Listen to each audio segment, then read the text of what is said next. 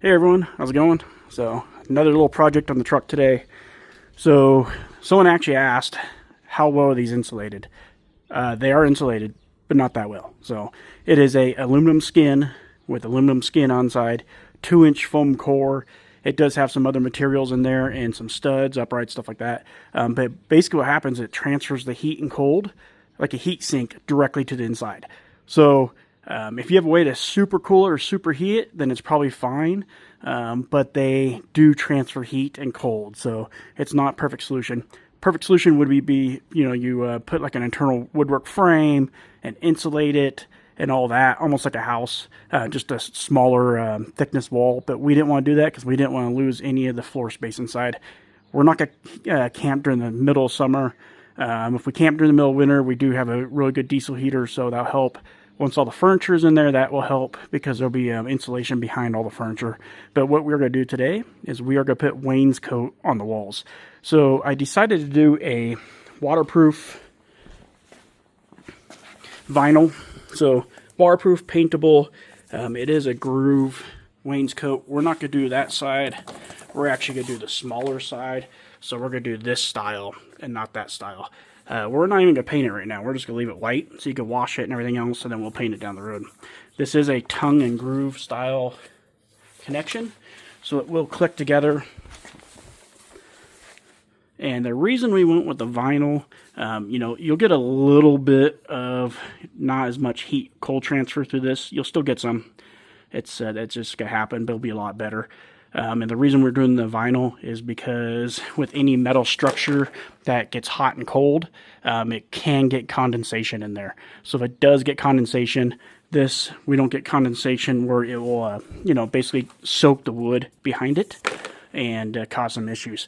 All the wood inside's been treated and sealed, so that's okay. But we're going to start with this. I'm sure it yellows if you leave it in the sun. So obviously we will keep all our shades and everything closed. Whenever we're using the camper, all these shades are up. We are doing a 1/4 inch as well, because we want to keep the military blackouts. They're really cool. For one reason, if you lost a window on the trail, you put these up, you'll be okay to get home. Another thing is you close all these, it's pure black in here, and it does give you a little bit better, because those are single pane windows. It does give you a little bit of airspace for insulation when these are up. So that does help a little. And like any military vehicle, there is dents on some of these walls. You can't really see it in here. I guess I can turn lights on for you since we do have power now. So I'll turn them all on. So any of these, they have dents and everything else. And if you want to keep these walls and use them perfectly, you're going to have to use Bondo, sand it, everything else. That's another reason we're doing the wainscoting, because it's going to go right over this and hide some of those dents. Same with these blackout shades. You can see some of the paint on there. So that will be glued on these. Same with the wainscot, same here. So when it goes up and down, it keeps the line, keeps it nice and clean. It'll look good. I could have probably put this behind everything, but since I bolted everything in, I'm just going to cut it in and put it through everything, including behind the dinettes here, and including in this area here. Underneath all this stuff, you do have that gap there. So that gap right there, I'm actually going to put some like regular foam sticky insulation on those part of the walls. And I'm going to put a little tiny piece of like 1/8 inch plywood over that, just to seal that in so nothing bumps and rips the foam. But those will be regular insulated with like 3/8, 1/2 inch sticky foam insulation, same as I did in the cab. So that's a plan. We were going to do this wall. I think we're going to hold off on that wall for now because we're going to do it right at the window with the wainscoting, and we still might, but that'll be last. I'm going to start on this side and work my way over and start on this wall and work to about there, because none of the kitchen stuff's in yet, so I don't want to put anything in this area yet till we get the stuff to make sure it flows. But obviously I'll start in that corner, work my way this way, and including cutting pieces in all those little areas too. So should look good. See you in a bit when I start. So as you can see, the cuts are coming along. One thing to know about these trucks, some of the stuff is not square, so you're going to have a little tiny gap here and there. It's just the way it is. The blackout shades, so what I'm going to do here is I'm actually going to butt this up against the rivet edge here I'm not going to overlap it so it doesn't have this weird look. And that's going to go all the way around. Now, once these are in place, I'm going to get that corner molding that's a 90 with a slight curve. And I'm going to glue these in all across here to give it kind of just a smooth transition and make it look good. So this stuff's been sitting in here for about half hour, more like 45 minutes. And I do have one panel sitting here. So raw aluminum wall panel. And I want to show you something. As you can see, the sun is blaring on this side of the truck. So you can see the sun. See. So to give you an idea of temperature, the temp outside I think is like in the 70s, not that hot. But here you go. So we are at 95 degrees, 94, 95 to touch. That's how hot this is. Here's what the wainscoting, let's give it a look. We'll go in the same area so it's on the same level. So it shows 95, 83. So 10-degree difference with just the coating on there. So obviously, as you can tell, if this whole area was done, the whole area would be at least 10 to 15 degrees cooler. That's a big difference. That's well worth doing this. And that's why we're doing it. So I'll continue on. I got to do all these cuts. And I'm going to try to get this wall done today. I may not. I might just get this part done and finish this part. But we'll see.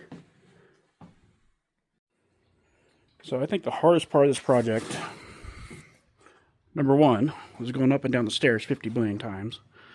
But getting all these cuts so when it interlocks and slips together, it fits correctly. So the problem was coming around all these windows because it interlocks and locks in. So you have to make sure that when you put this in, it goes into place like that. Down here, so it slips in, and you got slips in, and then you got to come around all these windows too. So look at that, nice fit, perfect. So I start gluing these in. These are all glued in. I'm doing the shades next. So I'm not gonna do the entire truck and then show you the whole video when we're done. I'm gonna finish this wall, glue these in, do the shades, and then we'll do one little final video when we're done.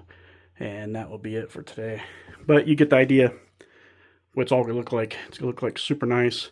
Like I said, we are going to trim this out with the trim that they offer for this type of stuff around the windows and everything to give it a little softer transition. So it should look good. Talk to you in a bit.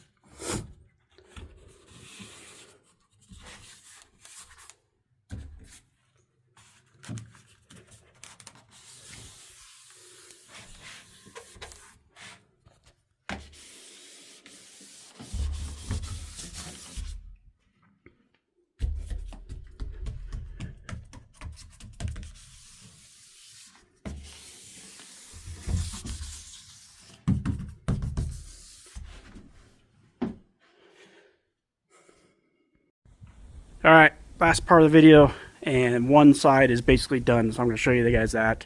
I worked on it through the weekend, so yeah, I had a little free time here and there, and I got it pretty much done. So there is the wainscot on the wall. So I used construction adhesive, basically like a liquid nails, to put on the wall. It takes about 24 hours for it to fully cure. I'm actually found out the hard way because one of these start falling off the panel. So that was a close one. It almost actually fell off. This is not painted. This is just the factory color. We're actually going to leave it for right now until we're done with the build. And then we'll see what everything looks like inside when we're fully done. But as you can see, I lined all these up as best I could. So when these come down, it pretty much matches. And when it goes back up, you're good to go. It actually fits nice, kind of fills this in. I was gonna put a half moon piece on here, so it kind of makes it smoother, gets rid of this transition, but you could still see the seam here. So if we were gonna paint it, then I'd probably put this trim piece on here and seal that all up, and then paint it so it's all smooth looking. But I think it looks fine. It still has the industrial look, which is what we're going with. So that wall's done. Dinette's back in. Jackknife's back in. No cabinet doors or anything yet. Working on that. The next step is we're going to work on the electrical. So picked up some wiring for a 20 amp circuit. I'm just going to wire everything for a 20 amp. And I'm only going to have like 3 outlets in here. So we're not going to have a ton. Figured might as well just do it all 20 amp. Then I can upgrade the breakers if needed. So this electrical guy right here, this box. So we try to do some color coordinating. But we're going to reuse that hole right there. So this box will sit right here on the wall. And yeah, it doesn't fully blend a little bit, but it just, I'm not putting extra holes. There's already a hole there. So I'll have a little run of extra wire in here in case I decide to move it. But the reason we're going to put that here is when we do plug in the AC, we'll keep the wire tucked in here, and we just reach over and plug it in only when we're using it. So that makes sense, and it's clean. Right here, we are doing a projector. And we picked up this little mini projector on Amazon. It works really well. Nice, light, and small. And then bullet point mounts. So this is actually for our tablet mount, but I want to pre-fit it. I did order one for this projector, but this guy's gonna go basically right here. And then when we're not using it, you just loosen those and they'll swing up and they'll be sitting up like this out of the way. So that'll be real nice. Put this projector here. Then the projector will plug in that outlet right there as well for power. And then it will project on this wall over here. And obviously once we get all the kitchen cabinets and the fridge in, then I'll finish the coating on this wall. And then this does have a little texture in it. So if it does affect the projector, we will just put a small roll down screen up here that rolls down. And so you have a nice plain white screen when you're projecting. And the reason we put on that wall is if you're sitting here watching, everyone can see the movie. Or if you're laying down, you can see the movie from your bed there. So very cool. So on this paneling, it wasn't my original idea. Obviously, a lot of people different use it, everything else. But I remember Iron Horse Overland. They're great people. Follow them on YouTube and everything else if you can. I remember them mentioning that they were putting paneling up, but I couldn't remember what kind. It just so happens I pretty much got the same paneling. And like they even mentioned, it claimed it made a big difference. I mean, it literally... that wall to touch is 10 degrees cooler with a temp probe gun. So, you know, those don't lie. And so that's a huge difference, huge difference. Obviously, we have the roof insulated. We have solar panels on top. So this will just complete this part. And then once we get all these other cabinets in this wall, then that'll make a big difference. We are going to do the doors as well. So then it's all lined, and it'll help as much as possible to help cool it down and keep it a little warmer during the winter. So yeah, other than that, power's on. Thanks again to JD RV Upgrades and Services in Minden with this cool panel for all of our Victron equipment. And so I'll start pulling this apart. I got all my fuses down here. So typical RV style panel, which is nice. Everything's in there. Let's see here. Where are we at? We are at 99%. Yeah. Solar yield, 7 amps, DC load. So I do have this on right now, just because I want to, because it's neat, it's cool. Why wouldn't you want to? So as you can see when you're in this thing, you're as tall as a house. Pretty cool. But yeah, that's where we're at. So appreciate it. Tell me what you guys think. Well, I didn't even show you this. So yeah, blackout shades. There you go. Pull that down. I may have shown you. I don't know. I forget. I just got off work. So yeah. Anyways, there we go. Now we just got to finish everything else up, and we'll be seeing you on the trail in the next video. Hopefully we'll get some cabinets pretty soon. He's working on it. Hopefully get them in here, get this thing done, and start getting out there and meeting some maybe. I know I've met a couple people at Home Depot now, and some other people that follow us. Nice to meet you all, and we will see you on the trails.